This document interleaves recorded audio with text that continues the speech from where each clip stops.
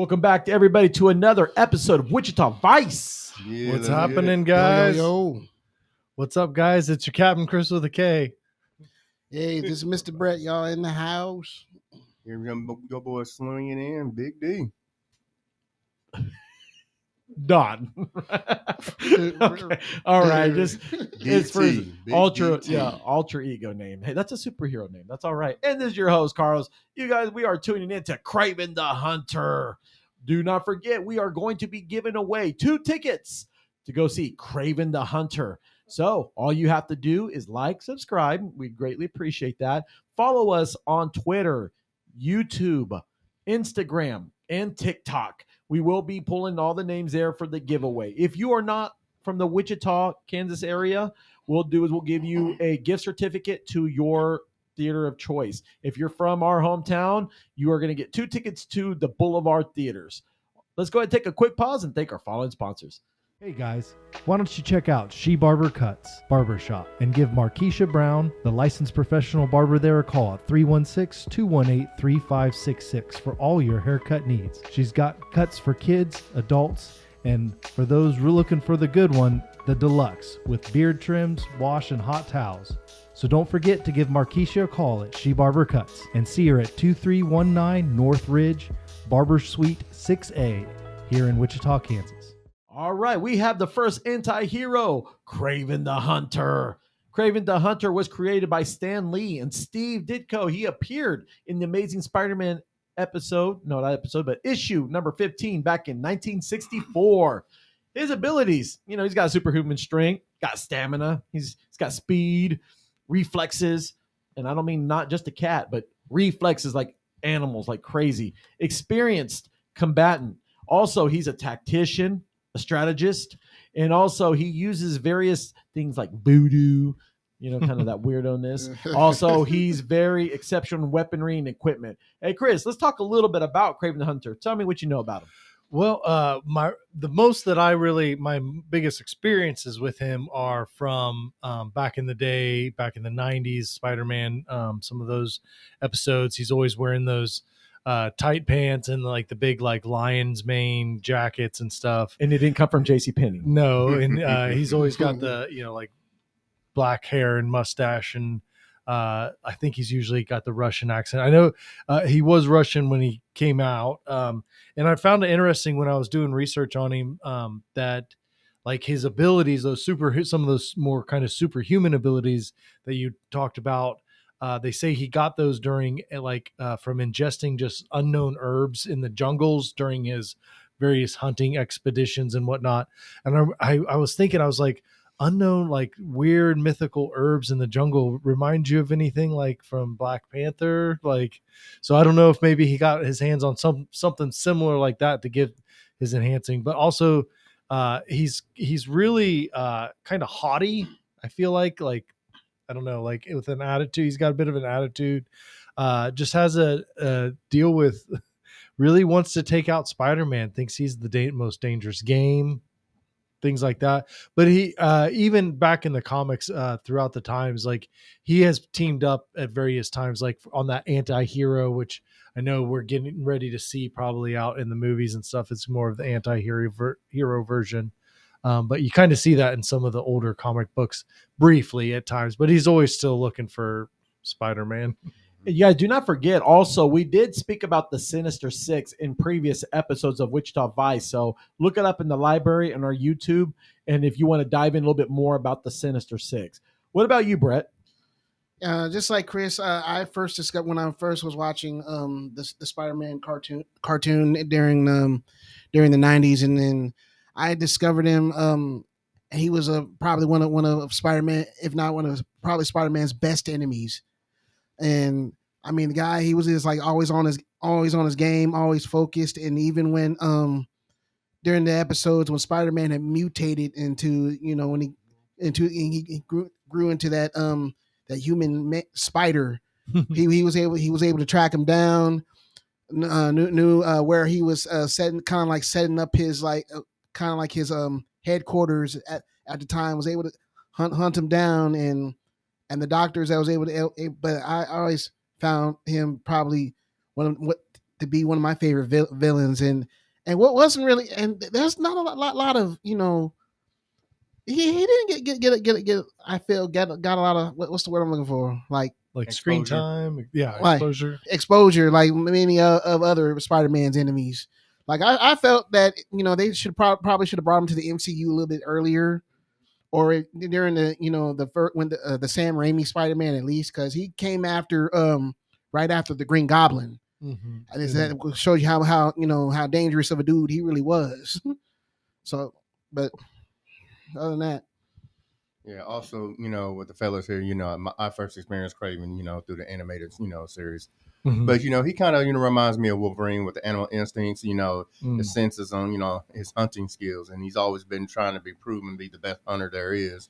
And he picked Spider-Man to be his greatest game because Spider-Man's in spider senses and strength and agility, it makes it hard for him to track him down and keep him down. And and he uses those senses, to hunt various game and other villains and heroes. And he's even went against Punisher, a few times and stuff, who's also a master tactician along as well, but he's just straight human and just straight badass. So, with Kraven, he's always, he has that ability with that serum, to always own that hunt. And, always, he started as a bad guy and like you said, became anti-hero. And, I have nothing bad against him. He's a great adversary to Spider-Man, and any other villains that he surprised you with those abilities, what he's actually capable of. And that's great that you brought that up to all you guys. I mean, let's start off a little bit with what Chris mentioned about Kraven. We know already he's from Russian descent. What happened is that his family was I believe in a monarchy and all that. And what happened is when the revolution happened, they escaped, and I believe his parents were killed.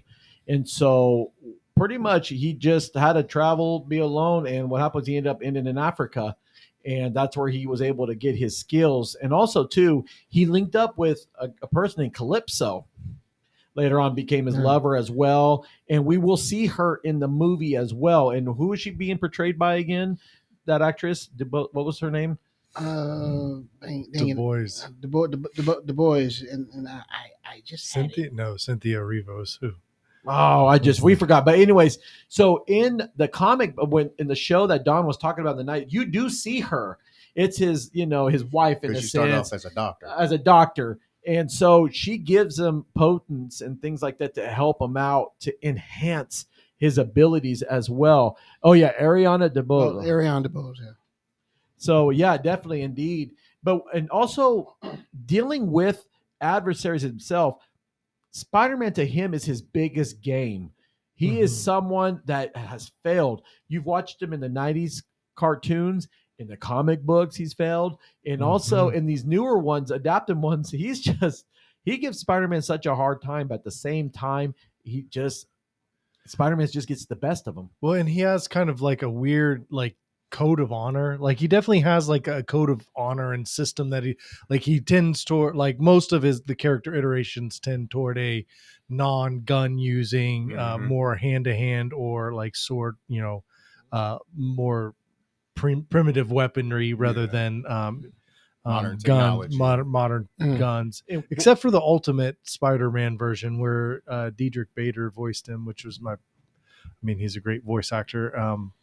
But he had like super high tech weapon, not even like modern guns, like high tech, like missiles or lasers and stuff like that. Kind of took the road to Punisher in a way, using the weaponry. And so I like him more as the hand to hand. The expert doesn't need the other things. And he's grabbing the Rhino. He's grabbing the Rhino by the horn and dragging him down, tackling the bears. Which seems to be like his his hunter code of honor. Is what I've got to be a predator, doesn't he? Yeah, that's kind of that mentality. Yeah, he hunts for the sport. So yeah, definitely indeed. But I'll tell you one thing though, when I was diving into his original story, did you know his half brother is Chameleon? Yeah, I heard. I was when I was doing that. I read about that, and that's why they made it as one of the main reasons why he wanted to get a piece of Spider-Man, because Chameleon was Spider-Man's first enemy, I think, in the comic books. And then after that, that's why. Because Chameleon was pretty much out on bail, couldn't go attack him. He failed so many times. So to cover his disguise, he's like, hey, I need to get someone that can get him because everybody else has failed. So he thought about it. He goes, hey, my brother can get him. Kraven, wire him through Western Union, paid him a Mhm. little bit. Okay, I'm coming. So when he made it, they know who he is. He's a great a hunter. And they asked him, what are you doing here? What are you doing here? So he's trying to keep it low key. But, like I said, after they got to the meeting, he goes, okay, I'm going to study Spider-Man. I'm going to see what he does, learn his scheme. And like I said, he fights him on fair ground. It's not no surprises. It's not hey, I'm going to stab you from behind. It's one of those things. I'm going to get you, claim my prize, and go from there. Mm-hmm. But yeah, and then when I was reading up on my research, he did like a nerve punch that like injured his arm, and Spider-Man still beat him. Well, tell me real quick, Chris. I was going to ask you, how do you feel about the portrayal of Kraven the Hunter? Finally, like what Brett was saying, he's finally getting his own movie, getting portrayed by Aaron Taylor Johnson. How do you feel about that? I'm excited. I've only seen, I think, just one kind of a teaser trailer. I haven't delved to it. I'm excited. I don't want to delve too deep into it. I want to be kind of surprised by it because it is such a new character. It's as far as having its own kind of solo story like this. So I am excited by that. And like Brett was saying earlier, like he deserves more screen time. Like he deserves to be put out there a little more. What I'm not saying that necessarily this anti-hero is the best version of it. Like I would have liked to have seen him do more. Like I don't know how they're going to have him fight Spider-Man if he's supposed to be a good guy. So I don't know. Because I don't know what Sony got plans for in the movies because Right. they own all the rights to Spider-Man or Venom. And Venom's done. So yeah, so Quote it's kind unquote. of hard to see what Sony's going to do with their little Sonyverse or not. So what do you think, Brett? We remember in that movie Morbius at the end, didn't he make a cameo appearance, Kraven the Hunter, if I'm not mistaken? Man, that was such a bad movie. Yeah. Well, what would you compare that movie or Madam Web? Take your pick. Oh, Lord. Man. I've never seen either one because of the bad reviews. Yeah, I mean, they're worth watching. So I'm gonna have to take. I just don't like go in with really low expectations and be like, oh, it wasn't as bad as I thought it was going to be. Yeah. That was Tyrese's brother who's worst acting. Yeah, you could say that because in Morbius, I mean, it was Jared Leto. It was great. It was not bad, but It was to sit okay. there and say, It wasn't a great story. No, Like, it was pretty obvious. it was just like, Mhm. yeah, Because you were expecting like what they were, like because the Morbius I know of, of course, it came from the cartoon again, and you were expecting, that Yeah. Morbius, but it was Because he got it by accident. This Yeah. one he had a blood, disease. well, and yeah, they kind of changed the story a little bit. Yeah. Well, we're getting off topic. We're way off on Morbius. Oh, okay, let's bring it back. Hopefully, Let's it's bring a it back. lot better than either of those. We'll talk about It's the Morbius low another bar to time. jump. We'll bring him in, but for now, all we know is that this movie's about to come out, and one of the next guys we're going to talk about is in this movie. But before we dive in, let's go ahead and take a quick pause and thank our following sponsors. With spring here and all the storms on their way, you need to make sure you have the proper home, auto, and all your properties insured. We here at Razor Cut Information just can't get enough of our favorite insurance man, Ernie Ruelas. Please visit Ernie and his State Farm agency at 11330 East Central Avenue, Suite 400, Wichita, Kansas, 316-682-2300. Thank you so much, Ernie. Next up, we have Rhino. Rhino was created by Stan Lee and John Romita Jr. He appeared on The Amazing Spider-Man issue 41 back in 1966. His ability is he's got superhuman strength, he's got speed, stamina, durability, he's got a razor sharp horn, and he's a big fella. Chris, tell me a little bit about him. Well, we've done if you guys go back into our archives, you'll probably catch another maybe even more in-depth version of Rhino than what we're going to do here.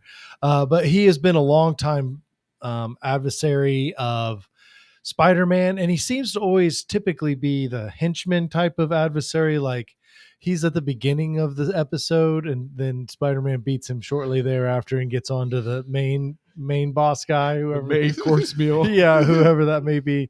Yeah, and in most of the older stuff, I think I'm curious to see how he's portrayed in this. I feel like there was some times where Kraven and he would kind of get into it. I don't just because like he's an animal, like Kraven's a hunter, and he anyway. But yeah, so he's been around for a long time. He's one of the biggest Spider-Man adversaries that I know of. Interesting enough, he's Russian, same as Kraven. So there's maybe that's why they're down. Like, hey man, we're good, right? We're Russian, like Comrades. Yeah, comrade. Here we go. So that's about all I know. I mean, it'll be curious to see if they go with like the man version or like more of a human hybrid version, like in the movie. You see different versions of that throughout the. I don't care for the Amazing Spider-Man 2. I don't like the robot.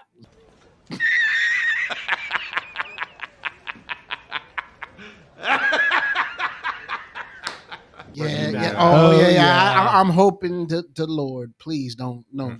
Yeah, that again. was Pretty just bad. give him a shot and make it CGI.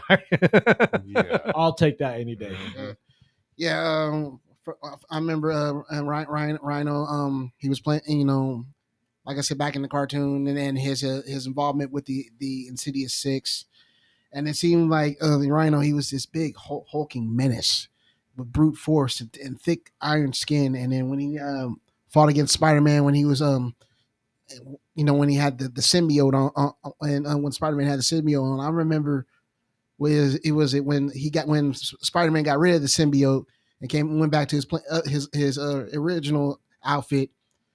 I remember that cartoon said when Rhino looked at him, it was like, you should have stayed wearing black because I'm gonna dirty you up bad.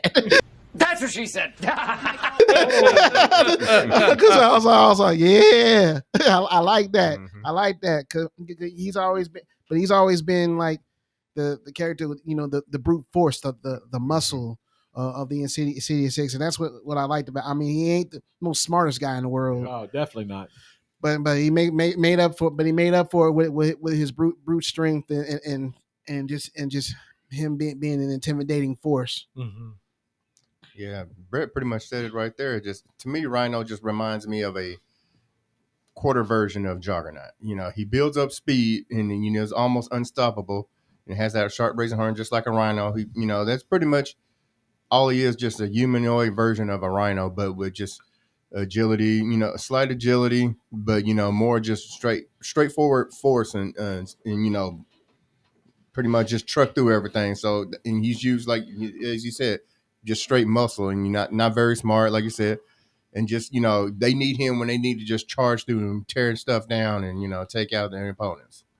And definitely, indeed, he was, like I said, he worked for the mafia, the Russian mob, and he was pretty much a brute. And they said, "Hey, you want to do this experiment?" Yep. Yeah, sure, let's do it.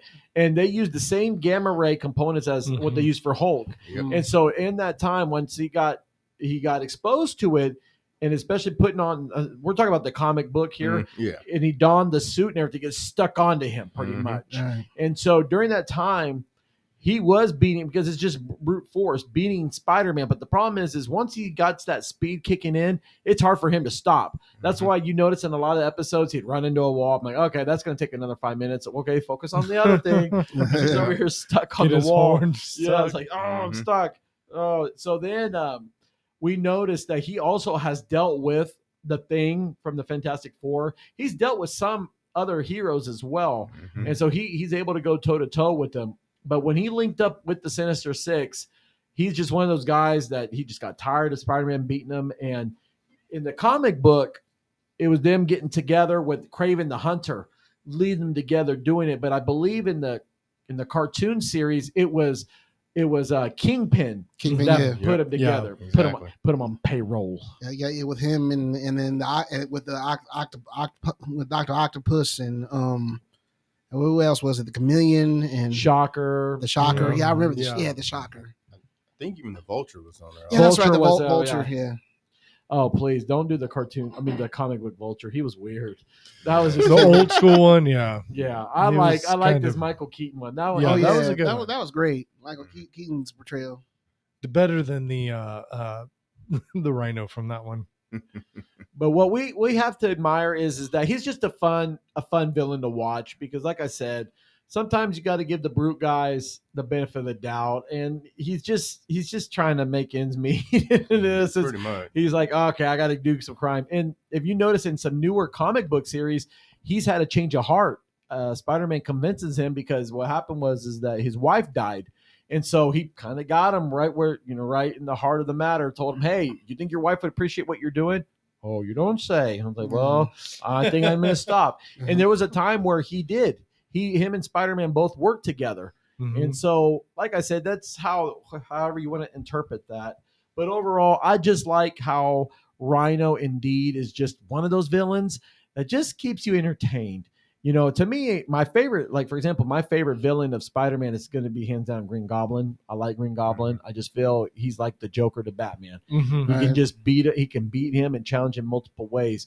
But I wouldn't say he's not as dumb as Bane. Not saying that Bane's dumb, Oh, but I'm no. just saying his is don't ever say Batman and Robin Bane because that's a story for another day. Yeah. But Mhm. indeed, Rhino is up there. And like I said, we dived in depth on the show prior, but we're just, kind of just giving a refresher course. So Mhm. definitely we need to do is that we got plenty of shows to go and we're going to just going to go on the encyclopedia and just dive into more characters as well. Is there a character maybe later on, Don, that you might would like to talk about sometime?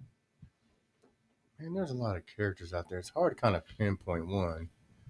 But maybe do more with like some of the sub characters, like with Luke Cage and Daredevil. Oh, nice. Because they got new shows coming up pretty soon. Well, Daredevil at least. Let's see. I personally like the villains, and I think one of the best villains that no one really talks about. Another villain that no one really brings up, Brock Rumlow, aka Crossbones, from Captain America. We did Ooh. Crossbones. Oh, did you? Yeah, It we was did. before you were. Yeah, it was before, but yes, I do like Crossbones. Yes, Yeah. We can do it except the again. movie, he was terrible in the Right. movie. Mm-hmm. I don't know, man. We've done most of my favorites. We can always bring back. We can go hit Spider-Man again. We've done Spider-Man's and all I know. that. I was thinking like a Nova, or Okay. I feel like we did. The guy from the future. Booster Gold Yeah, or Cable? Booster Gold. We didn't do Cable. Booster Goes DC, I believe. Oh, it don't matter. It's all we do. I mean, I'm DC talking and- any. Yeah. Oh, yeah. Okay. Yeah, we've done Vigilante. How about Bishop? Because he's Ooh, I don't think we have done Well, he's X-Men from the future, but Right. Yeah. but still, yeah. But Well, we're I don't gonna think do we've an done a X-Men one. Bishop. We still talked about doing an X-Men, but we've got so many characters. I would still want to do the Penguin. Just kind of retouch up on how the Penguin was because they did such a great job on that show. So, all right, you guys, before we go, any shout outs before we leave? shout outs to all the people listening, all comic book fans here and around the world, and hi, Mom and Dad. Hey, just shout out to come to fellas talk comic book characters, and everybody out there listening. We'll try to bring you some love and enjoyment for the comic book characters, and hope you liked it. Yeah, big shout out to everyone out there listening, and the crew, and everyone doing all the work behind the scenes. Thanks, guys. You guys don't forget, we still have Anime Insomniac. We're starting to get that back on the roll here. I know Chris and I, we talked about it, and we're going to get back, you guys, for all those anime fans. We're bringing that back. Do not forget. Stay tuned. Also, like, subscribe, as always, and we are giving away those tickets. Do not forget that. So you already know the story. Like I said, if you're local, Boulevard Theaters. If you're not local, we thank you for listening as well. We will do it at your local theater there. I want to say thank you to you guys as well. Special shout out to some people that, my comic book nerds that are not afraid. Shout out to my boy Christian, Sierra. Thank you everybody at Prairie Dog Comics. They're great people there. I mean, I appreciate you guys giving me some knowledge. And of course, we're missing our friend here, Marquez. Hope he's doing well. And also to everyone that's listening in, thank you guys as always. Until then, do not forget, we still have our Sports Fellas show. We also have our Silver Cosmo movie reviews. And we're trying to bring back another show, The Cutting Crew. That's something we're going to dive in. That will be into the new year. Until then, we're out.